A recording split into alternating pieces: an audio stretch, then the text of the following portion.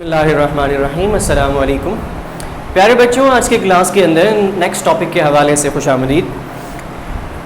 आज हम किडनी के आगे के फंक्शंस को देखते हैं। लास्ट क्लास के अंदर हमने किडनी और नेफ्रॉन के स्ट्रक्चर को डिस्कस किया था। आज हम जो है वो हार्मोनल इफ़ेक्ट को डिस्कस करते हैं किडनी के हवाले से कि कौन कौन से ऐसे हार्मोन हैं जो कि किडनी पर इफ़ेक्टेड होते हैं और उसी के साथ किडनी के फंक्शंस क्या क्या हैं, और इसी के साथ हम ये डिस्कस करेंगे कि किडनी की प्रॉब्लम्स क्या क्या होती हैं। अगर किडनी में आपकी प्रॉब्लम आ जाती है तो उसको आप कैसे ओवरकम कर सकते हैं, किस तरीके से उसकी ट्रीटमेंट चल सकती है, क्या क्या प्रोसीजर हो सकता है, ये तमाम चीज़ें आप डिस्कस करेंगे आज के टॉपिक के हवाले से। तो आइए हम शुरू करते हैं आज अपना टॉपिक हार्मोनल एक्टिविटीज़ के हवाले से। तो पहला जो हम चीज़ देखने जा रहे हैं, पहली चीज़ आपकी effect of hormone on the working of kidney.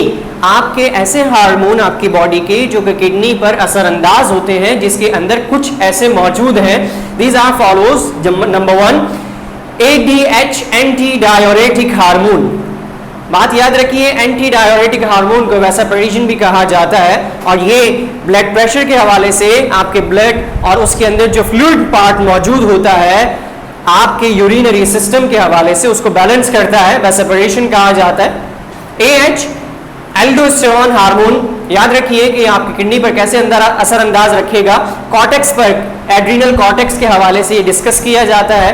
इसी तरीके से हम तीसरा देखते हैं। तीसरे के अंदर हम देखते हैं PTH पैराथॉर्मोन्स हार्मोन। ये वो 3 हार्मोन है जो कि आपकी किडनी पर और किडनी की सेक्रेशन या फिर किडनी के फंक्शन के एतबार से अपना असरअंदाज जाहिर करेंगे।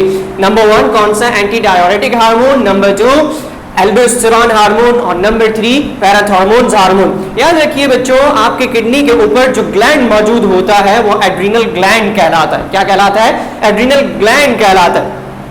अब ये ग्लैंड भी सेक्रेट करवाएगा। इसी तरीके से हम पिट्यूटरी ग्लैंड की सेक्रेशन को भी देखते हैं, हाइपोथैलेमस की सेक्रेशन को भी देखते हैं। पिट्यूटरी ग्लैंड आपके lower part of the brain में मौजूद होगा। जब हम इन चीजों को देखते हैं तो पोस्टीरियर पिट्यूटरी ग्लैंड यानी पोस्टीरियर पिट्यूटरी जो आपका है वो सेक्रेशन करवाता है ADH की, एंटी डायोरेटिक हार्मोन की, जबकि एल्डोस्टेरोन हार्मोन जो है वो एड्रिनल ग्लैंड की इजाजत लेता है, और एड्रिनल ग्लैंड की इजाजत के साथ जो है वो क्या करता है? सेक्रेशन करवाता है, या फिर क्या करता है? आपके फंक्शन पर इफेक्ट करता है किडनी के हवाले से। ADH को हम वैसेपरेशन भी कहते हैं। अब हम इसमें डिस्कस करेंगे वैसेपरेशन क्या होता है। पहले हमने इन 2 चीजों को डिस्कस कर लिया। अब आते हैं PTH पे, पैराथॉर्मोन हार्मोन्स पर आते हैं। जब हम PTH पर आते हैं तो याद रखिए कि एक सेक्रेशन हुई किससे? आपके पोस्टीरियर पिट्यूटरी ग्लैंड से, जो कि आपके ब्रेन का पार्ट है, और रेगुलेट कर रहा है कौन सी चीज? हाइपोथैलेमस। कौन सी चीज रेगुलेट कर रहा है? हाइपोथैलेमस रेगुलेट कर रहा है, और वो हाइपोथैलेमस रेगुलेट करने के साथ साथ पिट्यूटरी ग्लैंड की इजाजत से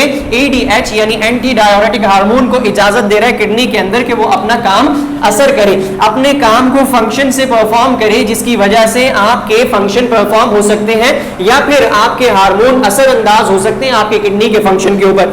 इसी तरीके से एड्रिनल ग्लैंड जो है वो, जब हम बात करते हैं एल्डोस्टेरोन हार्मोन की, तो वो सेक्रेट करवाएगा आपके किडनी के अंदर। और इसी तरीके से फिर हम जब बात करते हैं PTH की, पैराथॉर्मोन्स हार्मोन की, तो वो भी आपके किडनी पर असरअंदाज होगा, फंक्शन ऑफ किडनी पर इफेक्ट होगा।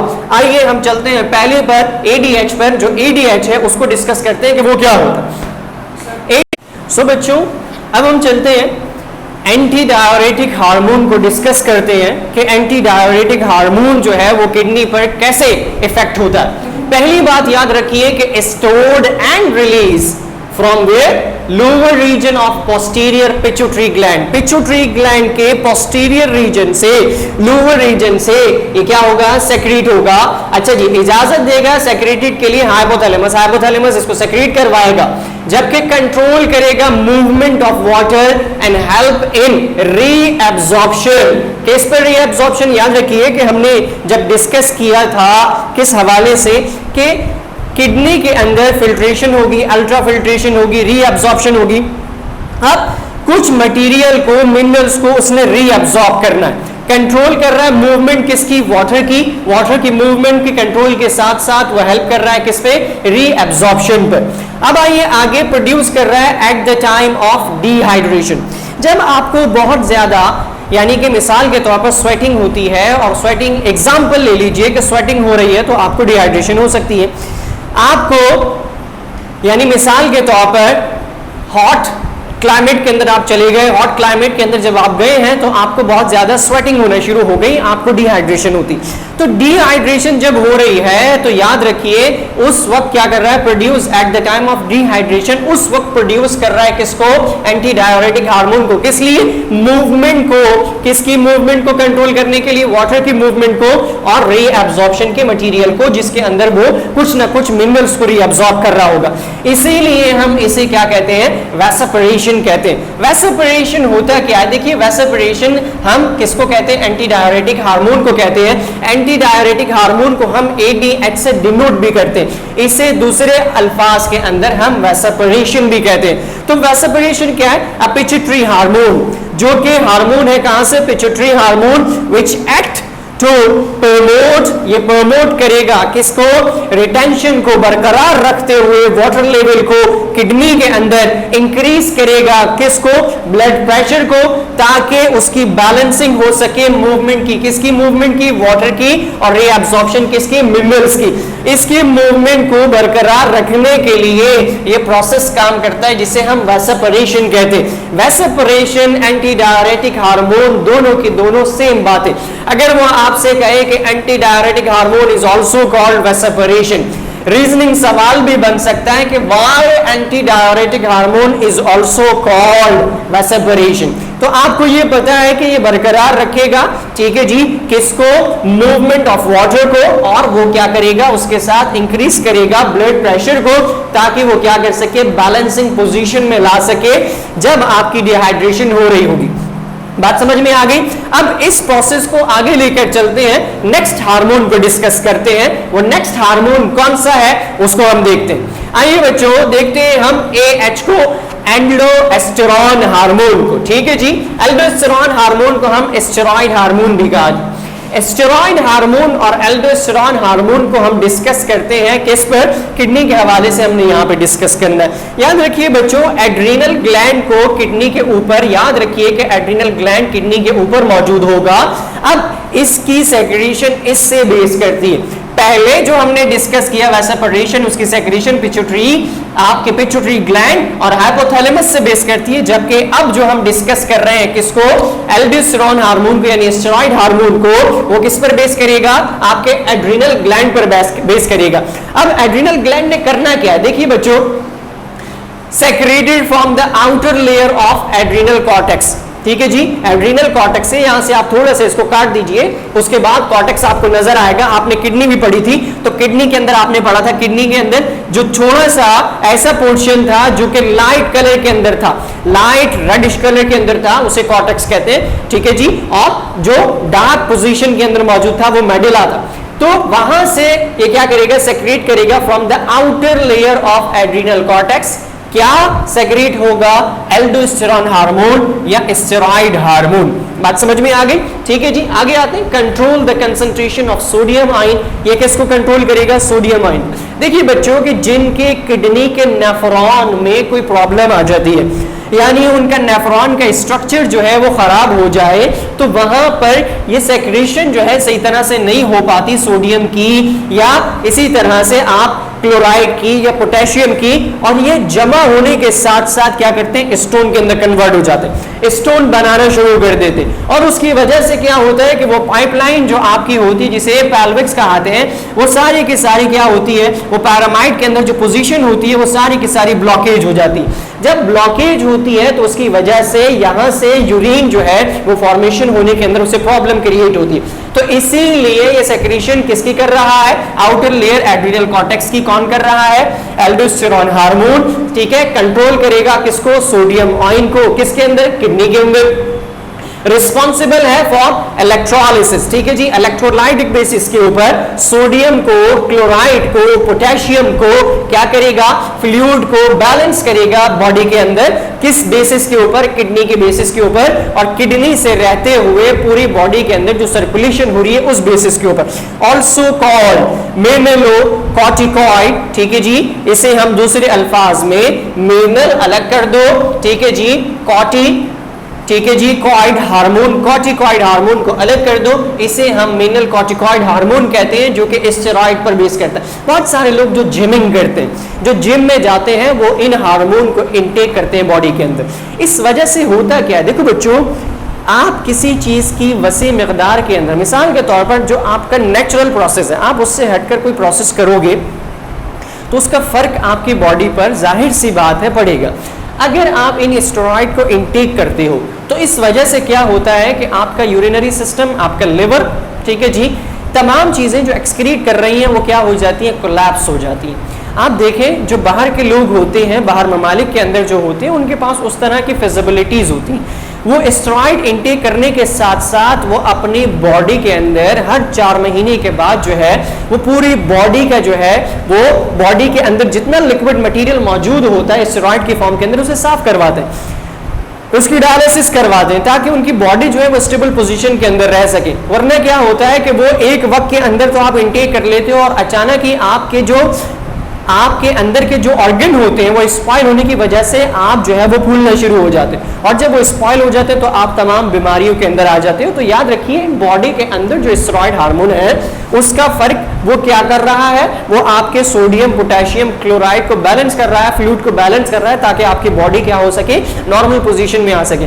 आप उसे दोबारा से इनटेक कर लेते हो बाहर से, तो दोबारा से इनटेक करने की वजह से नुकसान होता है। इसी तरह से बहुत सारे डॉक्टर भी ऐसे होते हैं। देखिए, स्टेरॉइड हार्मोन जब ज्यादा मिकदार में आ जाता है, बॉडी बिल्डर्स क्या करते हैं, स्टेरॉइड लेते हैं, स्टेरॉइड लेने के बाद वो जिम चले जाते हैं और बड़े वो क्या नाम उसका वेट लिफ्टिंग करना शुरू हो जाते हैं। क्यों? क्योंकि स्टेरॉइड क्या करता है, स्टेरॉइड आपके ऑर्गन जो होते हैं या मसल्स जो होते हैं उनके अंदर जो पेन का सिस्टम होता है उसे रोक देता है।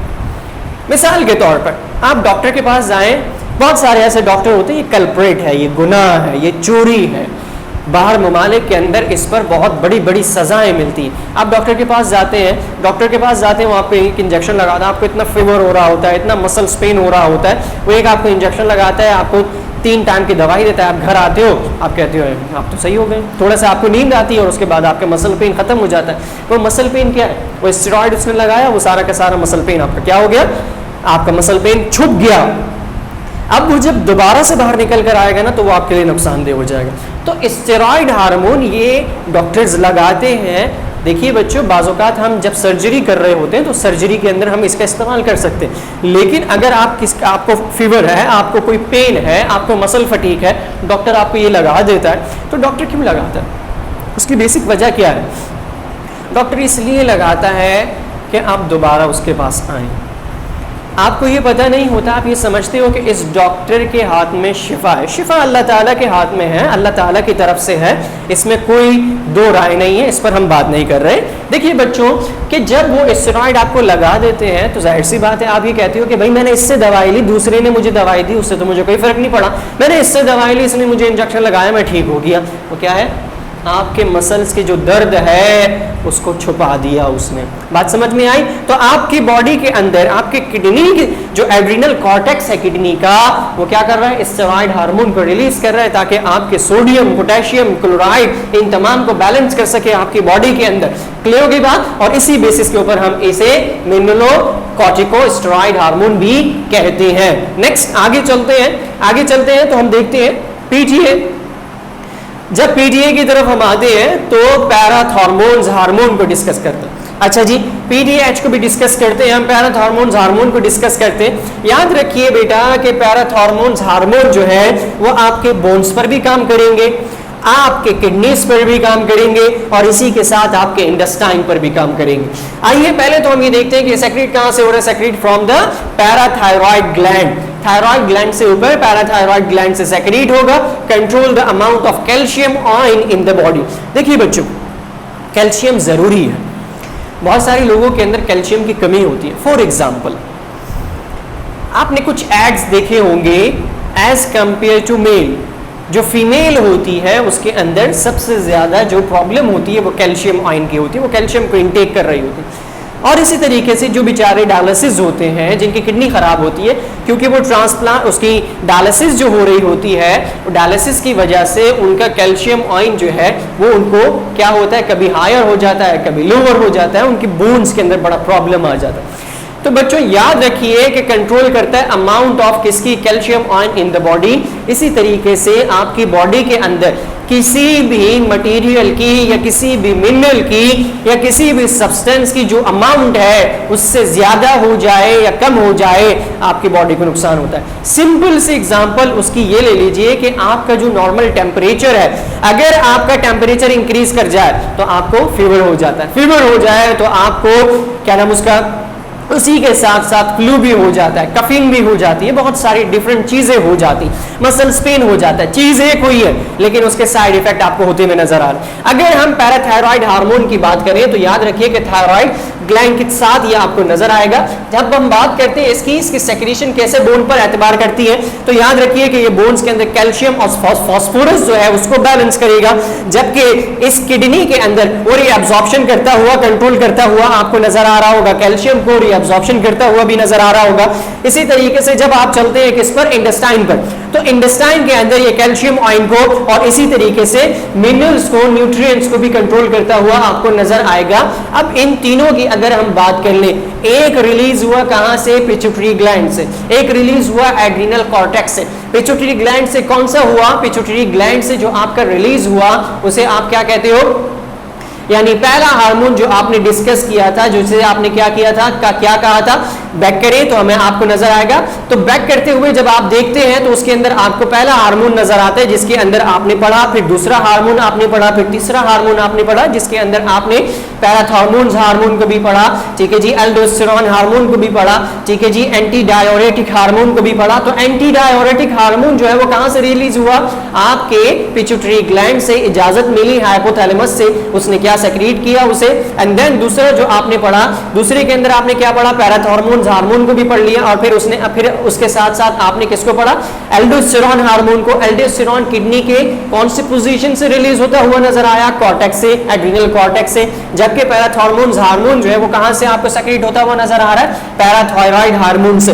ये सारे के सारे आपके एमसीक्यूज भी बन सकते हैं, रीजनिंग क्वेश्चंस भी बन सकते हैं कि how parathormones hormone control the amount of calcium in your body. बात समझ में आ गई। ये तमाम चीजें आप अच्छे तरीके से देखें, इन तीनों के नाम अच्छी तरीके से याद कर लीजिए। क्लियर हो गई बात। अगर वो आपको इसके शॉर्ट फॉर्म दे सकता है, AH दे दिया उसने, तो आप बताएं एंटी डायोरेटिक हार्मोन, ठीक है जी, ADH दे दिया आपने तो एंटी डायोरेटिक हार्मोन आप उसको बताएं कि ये मौजूद है। एल्डोस्टेरोन हार्मोन बताएं उसको कि ये उसकी पोजीशन है, ये उसका फुल फॉर्म है। चलिए आगे चलते हैं। जब हम आगे चलते हैं तो हम आगे चलकर देखते हैं बच्चों कि अब हम चलते हैं हार्मोन के बाद रेगुलेटरी फंक्शन किसके, किडनी के। किडनी के 4 बेसिक रेगुलेटरी फंक्शन है। उसके अंदर पहला कौन सा है, अल्ट्रा फिल्ट्रेशन। अल्ट्रा का मतलब ज्यादा मिकदार के अंदर, ठीक है जी। Then reabsorption, tubular secretion and then counter current exchange. याद रखिए बच्चों, जब हम बात करते हैं किसकी, अल्ट्रा फिल्ट्रेशन की, तो बच्चों हमने नेफ्रॉन का स्ट्रक्चर पढ़ा था।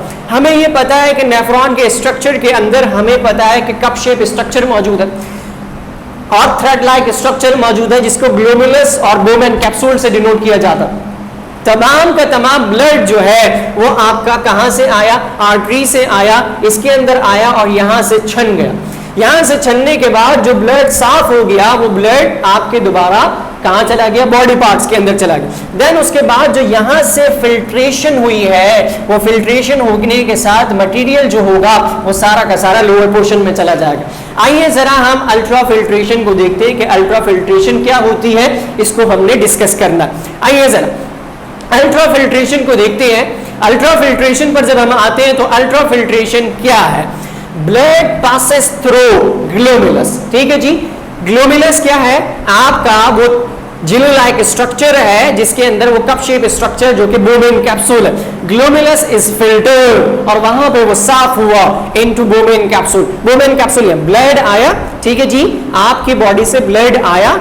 ब्लड आने के साथ उस ब्लड के अंदर तमाम टॉक्सिक मटेरियल इस कप शेप के अंदर उस वक्त आएगा जब वो ग्लोमेरुलस से साफ हो जाए। उस छन्नी ने साफ किया और वो साफ होने के बाद फिल्टर्ड हुआ। जब फिल्टर्ड हुआ तो उसके बाद यहां से वो दोबारा आपके बॉडी के अंदर चला गया। देखिए आपको 2 चीजों के बारे में पता होना चाहिए, आर्टरी और वेन। वेन रिटर्न करती है दोबारा, ठीक है जी, आर्टरी से आया, वेन से दोबारा चला गया। अब जो इसके अंदर टॉक्सिक मटेरियल मौजूद है, वो टॉक्सिक मटेरियल इस बोमेन कैप्सूल से फिल्टर हुआ और फिल्टर होने के बाद नीचे की तरफ आ गया। जब नीचे आया, glomerulus wall are porous, porous का मतलब होता है सुराख वाली, ठीक है जी, यानी ऐसे कि जिसके अंदर छोटे छोटे स्पॉट्स हो, सुराख हो। पोरस होगा तभी तो उसके अंदर से वो मटेरियल बाहर निकल जाएगा। And the friction of the blood pressure reaching here, और उस वजह से क्या होगा कि फ्रिक्शन होगा, फ्रिक्शन झटका लगेगा, जर्क लगेगा, और वो ब्लड प्रेशर जो है रीच करेगा here, provide the pressure of filtration, जिसकी वजह से वो वहां से फिल्टर होके यहां से उसे फ्रिक्शन पड़ा, जर्क पड़ा, और वो वहां से फिल्ट्रेट होके नीचे की तरफ आ गया।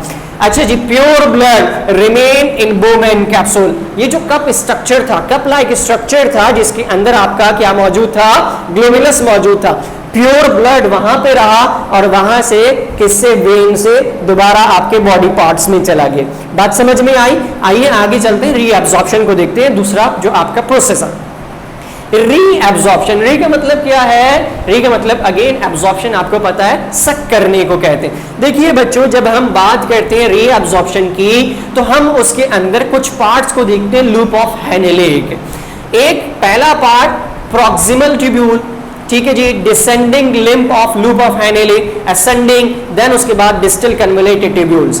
पहली चीज आपका प्रॉक्सिमल ट्यूब्यूल, ये किस में होगा? ये आपका नेफ्रॉन के स्ट्रक्चर के अंदर जो आपका लूप ऑफ हेनेले होता है उसमें मौजूद हो। रीअब्जॉर्प्शन ऑफ ग्लूकोज, कहां पर? प्रॉक्सिमल ट्यूब्यूल में क्या हो रहा है? रीअब्जॉर्प्शन हो रहा है ग्लूकोज का, अमाइनो एसिड का, वाटर का और सॉल्ट का।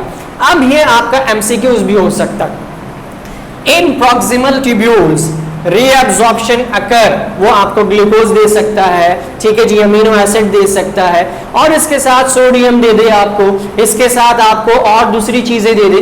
तमाम चीजें याद रखिए कि जब भी आपको ये पता होना चाहिए कि प्रॉक्सिमल ट्यूब्यूल में एक ग्लूकोज, दूसरा अमीनो एसिड, तीसरा वाटर और चौथा सॉल्ट। इन तमाम चीजों के अलावा कोई भी चीज यहां पे रीअब्जॉर्ब नहीं होगी, किसके अंदर? प्रॉक्सिमल ट्यूब्यूल के अंदर।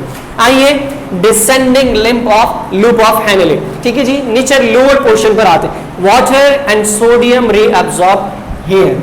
अब डिसेंडिंग जो पार्ट है, लोअर जो पार्ट है, वहां पर जो आपकी एब्जॉर्प्शन हो रही है वो किसकी हो रही है? वाटर की हो रही है, सोडियम की हो रही है। बात समझ में आ गई? कहां पर? डिसेंडिंग में। असेंडिंग में क्या हो रहा होगा? Reabsorption of sodium and chloride ion occur by the active transport. अब यहां पर क्या हो रहा है? असेंडिंग में एक्टिव ट्रांसपोर्ट के जरिए रीअब्जॉर्प्शन हो रही है। एक्टिव ट्रांसपोर्ट क्या था? Which require energy. बात समझ में आ गई? ठीक है जी।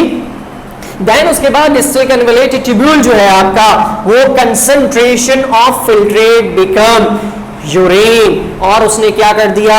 उस फिल्ट्रेट को यूरिन में कन्वर्ट किया, पासेस हुआ और कलेक्टिंग डक्ट में आया।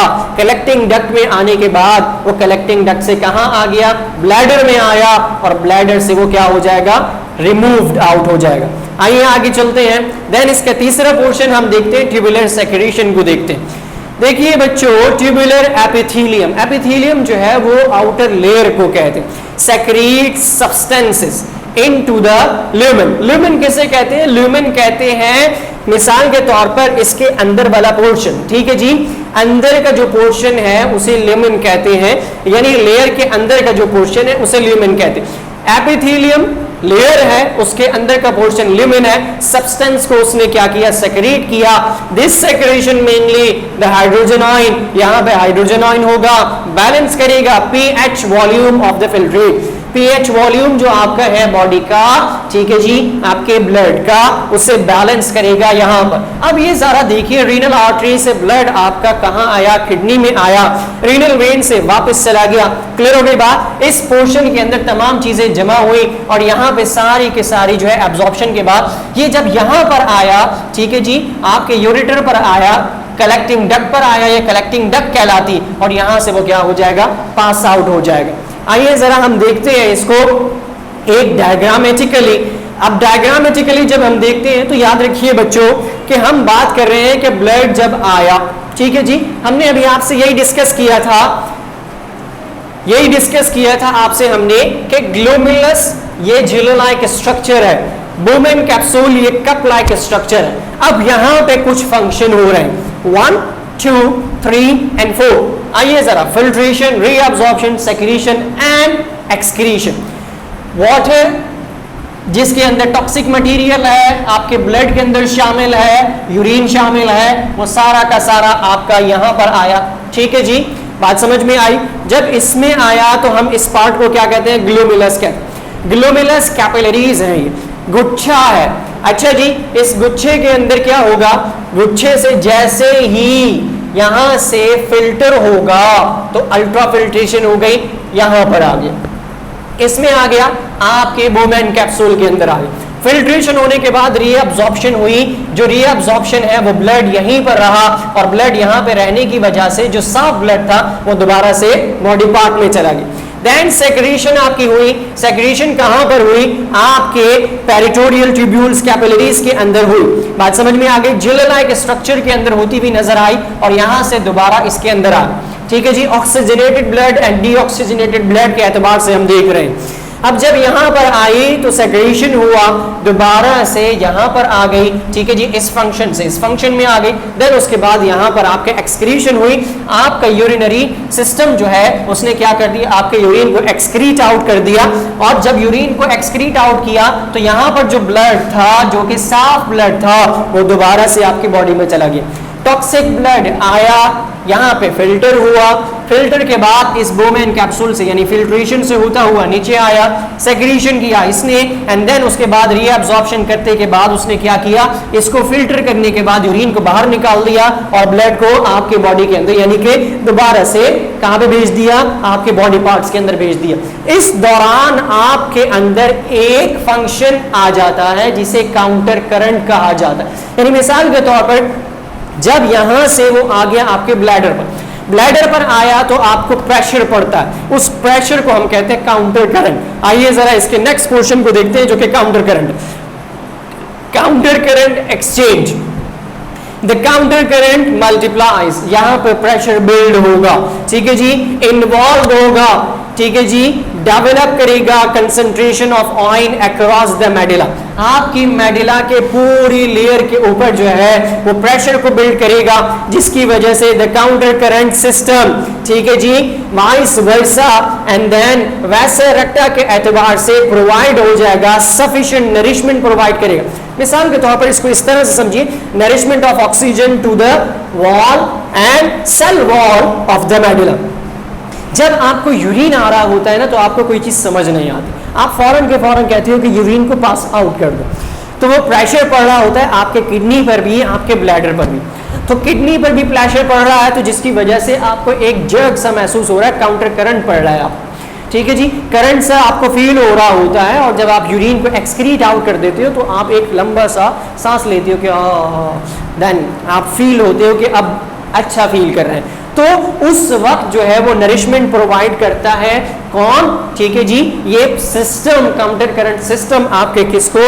आपके सेल वॉल को, किसके? मेडुला को। किस बेसिस के एतबार से? ऑक्सीजन की बेसिस के एतबार से। बात समझ में आ गई? अब ये ऑक्सीजन जो है, मिसाल के तौर पर किसी का यूरिन सही से पास आउट नहीं हो रहा तो उसका ये जो ऑक्सीजन है वो भी क्या हो रहा है? उसे रेस्पायर करने में प्रॉब्लम आती है। इसीलिए बहुत सारे लोग जिनकी किडनी खराब हो जाती है उनको रेस्पिरेटरी प्रॉब्लम हो जाती है, उनके मुंह से खून निकलना शुरू हो जाता है। क्यों? क्योंकि उनका फंक्शन सही से परफॉर्म नहीं हो पा रहा। आइए आगे चलते हैं। जब हम आगे चलते हैं तो हम ये देखते हैं कि किडनी में प्रॉब्लम कौन कौन सी है। अब आपने किडनी के स्ट्रक्चर को पढ़ लिया, आपने किडनी के फंक्शन को पढ़ लिया, आपने किडनी से रिलेट हार्मोन को पढ़ लिया। अब आते हैं आपके किस पर? किडनी प्रॉब्लम के एतबार से हम आते हैं। जब किडनी प्रॉब्लम को हम देखते हैं तो बच्चों ये देखिए कि आपके किडनी के अंदर बहुत सारे लोग ऐसे होते हैं जो प्रॉपरली डाइट भी नहीं कर रहे होते, या अगर डाइट कर रहे होते हैं तो ऊन पटांग चीज़ें खा रहे होते हैं जिसकी वजह से उनके किडनी में स्टोन आ जाता है। यहाँ पर एक डायग्राम बनी हुई है, देखिए बच्चों, ये एक आपको केन नजर आ रहा है। ठीक है जी, किसी भी चीज़ का केन है, आई बात समझ में? ये वो केन समझ लीजिए जो आप रोजमर्रा इनटेक कर रहे होते हैं। ठीक है जी, मिसाल के तौर पर पेप्सी है, कोका कोला है, ठीक है जी, इसी तरीके से 7 अप है, मरिंडा है, तमाम वो चीज़ें। जो ये ज्यादा इनटेक करते हैं उनके इस नेफ्रॉन स्ट्रक्चर के अंदर हर जगह पर इसे स्टोन कंसिडर करिए, ये पीने से आपके स्टोन बनना शुरू हो जाते हैं। तमाम वो पार्ट आपके किडनी के ब्लॉक हो जाते हैं जहां से यूरिन पास होता है। यहां से यूरिन साफ हुआ, यूरिन साफ होके कहां आया, पायरामाइड में आया, पायरामाइड ब्लॉक हो गया, दूसरे पायरामाइड में ब्लॉक हो गया। अब जो ये आपकी कलेक्टिंग डक्ट है यहां पर इसने ब्लॉक कर दिया। अब ये जो ब्लॉक हुआ है इसके ब्लॉकेज की वजह से तमाम का तमाम सिस्टम आपका खराब हो गया। तो किडनी में सबसे ज्यादा स्टोन, सबसे ज्यादा मिकदार में जो स्टोन पदार्थ मौजूद है वो कैल्शियम ऑक्सलेट होता है और कैल्शियम फॉस्फेट होता है। बात समझ में आ गई? सबसे ज्यादा लोग जो है वो कैल्शियम और फॉस्फेट को जो है इनटेक कर रहे होते हैं और वो ये देख नहीं रहे होते कि उनको कितना नुकसान हो सकता है। आपके किडनी को भी, आपके ब्लैडर को भी, आपके लिवर को भी नुकसान हो सकता है। 20% मैग्नीशियम, कैल्शियम, ठीक है जी, अमोनिया, फॉस्फेट 20%, इसका होगा 70%। जो आपका स्टोन होगा वो कैल्शियम ऑक्सलेट और कैल्शियम फॉस्फेट का होगा, जबकि 5% जो होता है वो यूरिक एसिड का होता है। देखिए बच्चों, बहुत ज्यादा पालक खाने से, बहुत ज्यादा टमाटर खाने से स्टोन कन्वर्ट होता है। बात समझ में आ गई? स्टोन बन जाता है। क्लियर हो गई बात? तो जब तक आप इनटेक नहीं करते वाटर को, बहुत ज्यादा आपकी किडनी सही से साफ नहीं होती, आपकी किडनी के अंदर जो स्टोन बन रहे होते हैं वो जुड़ते रहते हैं। मिसाल के तौर पर आप वाटर नहीं पी रहे, वाटर इनटेक नहीं कर रहे, तो यहाँ पे क्या हुआ कि यहाँ पर डैंड्रफ कन्वर्ट हो गई। वो डैंड्रफ आपस में जड़ती रही, उसने स्टोन बना दिया। अब ये छोटे छोटे से पार्ट, ये तमाम के नेफ्रॉन जो है आपकी बोतल, यानी मिसाल के तौर पर आप जो ड्रिंक कर रहे हैं वो ज्यादा ड्रिंक करने की वजह से भी और ज्यादा आपके कैल्शियम को इंटेक करने की वजह से, फॉस्फेट को इंटेक करने की वजह से और इसी तरीके से ऑक्सलेट को इंटेक करने की वजह से इस पूरी किडनी के अंदर आपके स्टोन हो सकते हैं। एक वक्त ये भी आ सकता है कि आपकी ये पूरी की पूरी किडनी जो है ये स्टोन में कन्वर्ट हो जाए। बात समझ में आ गई? अब चलते हैं आगे। हमने किडनी स्टोन को डिस्कस किया, अब हम चलते हैं आगे किडनी के ट्रीटमेंट के हवाले से। अब आपके किडनी में स्टोन आ गया, क्या करेंगे? ठीक है जी, आप या तो उसे अल्ट्रावायलेट रेस के जरिए डिमोलिश करोगे, तोड़ोगे छोटे पार्टिकल्स के अंदर, और वो टूटने की वजह से आपके यूरिन से यूरिनेट हो जाएंगे, एक्सक्रीट आउट हो जाएंगे। आई बात समझ में? एक तो प्रोसेस ये कहलाता है जिसे लिथोट्रिप्सी कहते हैं। आइए जरा हम देखते हैं किडनी ट्रीटमेंट के हवाले से। देखिए बच्चों, हमने आपसे कहा कि आपकी ये किडनी, हमने इसे डायसेक्ट किया और डायसेक्ट करके हमने ये दिखाया कि आपको ये किडनी स्टोन नजर आ रहा है, ये किडनी स्टोन, ये किडनी स्टोन, ये किडनी स्टोन। हर नेफ्रॉन से आपके पैरामाइड के अंदर जो है वो किडनी स्टोन गिरता हुआ नजर आ रहा है। हमने क्या किया कि हमने अल्ट्रावायलेट रेस के जरिए, लिथोट्रिप्सी के जरिए हमने वो रेज आपकी किडनी के अंदर मारी। ठीक है जी, किडनी के ऊपर, जाहिर सी बात है कि किडनी के ऊपर से आप उसे करेंगे तो रेज अंदर तक जाती है। जब अंदर तक जाती है तो ये बड़े बड़े पार्टिकल्स जो है स्टोन के, ये छोटे छोटे पार्टिकल्स में टूट जाते हैं। बात समझ में आ गई? मिसाल के तौर पर आप ये देख रहे हैं कि यहाँ पे एक स्ट्रेचर है, स्ट्रेचर के ऊपर ये पेशेंट लेटा हुआ, हमने उसे रेज उसकी किडनी पर लगाई और ये किडनी पर आते हुए आपको नजर आ रही। जब ये नजर आई तो ये क्या हुआ, छोटे छोटे पार्टिकल से टूटा और टूटने के बाद आपके यूरिन से एक्सक्रीट आउट हो गया। हम इसे ब्लैडर में भी यूज करते हैं इस टेक्निक को। हम इसे आपके लिवर के अंदर कोई स्टोन हो जाए, गॉल ब्लैडर के अंदर कोई स्टोन हो जाए, उसमें भी यूज करते हैं। तो देखते हैं, lithotripsy is a medical procedure, ठीक है जी, दैट यूज शॉक वेव्स और लेजर, ये लेजर है, ठीक है जी, या वेव्स हैं, to break down the stone in the kidneys. अब ये स्टोन जो है ये ब्रेक डाउन हो रहे, ब्रेक डाउन होते हुए नजर आए किडनी के अंदर, गॉल ब्लैडर के अंदर, यूरेटर के अंदर। इस टेक्निक से हम स्टोन को रिमूव करते हैं आसानी के साथ। हम इसके अंदर अल्ट्रावायलेट रेस को यूज करते हैं, अल्ट्रासोनिक वेव को यूज करते हैं, एक्स रेज को यूज करते हैं। इन तमाम चीजों को यूज करने के बाद होता क्या है कि ये जो पार्टिकल होते हैं ये छोटे छोटे पार्टिकल्स में, यानी स्टोन छोटे छोटे पार्टिकल्स में टूटकर आपकी यूरिनेट यानी यूरिन एक्सक्रीशन के थ्रू आपके बॉडी से बाहर आ जाए। क्लियर हो गई बात? अब इस प्रोसेस को, अगर किडनी में स्टोन हो गया तो इस किडनी के स्टोन को रिमूव करने की जो टेक्निक है उसे क्या कहते हैं? लिथोट्रिप्सी कहते हैं। बात समझ में आई? आगे चलते हैं।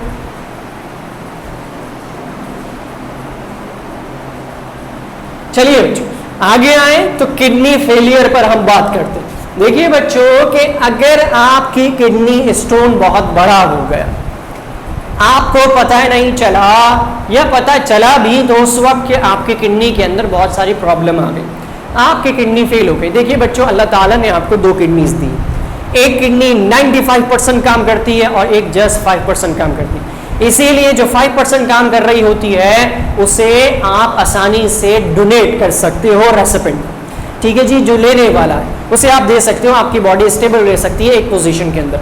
लेकिन अगर आपकी किडनी फेल हो जाती, बात समझ में आई? अब यहाँ में देखिए आपके अंदर किडनी नजर आ रही है, ये दो किडनीज आपको नजर आ रही हैं जो कि बीम लाइक स्ट्रक्चर के अंदर मौजूद होती है, बीम के स्ट्रक्चर मौजूद होता है, स्ट्रक्चर की तरह से होती है। किडनी अगर आपके फेल हो गई, किडनी खराब हो गई, स्टोन आ गया उसके अंदर, तमाम जगह के ऊपर किडनी का फंक्शन खराब हो गया, infection or any other reason not able to passes nitrogenous waste called kidney failure। अगर यहाँ से नाइट्रोजिनस वेस्ट यानी आपकी बॉडी के अंदर, ब्लड के अंदर जो टॉक्सिक मटेरियल है वो यूरिन के जरिए बाहर नहीं आ रहा, तो क्या होगा कि वो दोबारा से ऊपर चढ़ जाएगा। ये ब्लॉकेज है, ये जगह ब्लॉक है, ये जगह ब्लॉक है, ये जगह ब्लॉक है, यहाँ से दोबारा ऊपर चला और रीनल आर्टरी से आपके कहाँ पे चला गया, दोबारा से बॉडी में चला गया। जब ये टॉक्सिक मटेरियल आपकी बॉडी में गया, आपको जर्क आना शुरू हो जाएंगे, ठीक है जी, आपका ब्रीदिंग सिस्टम खराब हो जाएगा, आपका तमाम सिस्टम खराब हो जाएगा। ये वो सिस्टम है कि जब आपका नाइट्रोजनस वेस्ट सब्सटेंस बाहर ना आए और वो दोबारा से ऊपर की तरफ चला जाए, इस प्रोसेस को कहते हैं किडनी फेलियर। बात समझ में आ गई? क्लियर हो गई बात? ये तमाम चीजें ब्लॉक हो जाए, ब्लॉक होने की वजह से आपका यूरिन दोबारा से ऊपर की तरफ चला जाए, पास आउट ना हो सके, किडनी फेलियर। आज हम यहीं तक रखते हैं, जब नेक्स्ट लेक्चर की तरफ आएंगे तो नेक्स्ट लेक्चर के अंदर हम किडनी फेलियर से आगे जाएंगे, ट्रीटमेंट को देखेंगे, क्या क्या ट्रीटमेंट हो सकती है, डायलिसिस को पढ़ेंगे। होप आपको समझ में आया होगा। जो नई चीज़ समझ में आई आप डिस्कस कर सकते हैं, पूछ सकते हैं, सवाल कर सकते हैं। शुक्रिया, आज यहीं तक रखते हैं।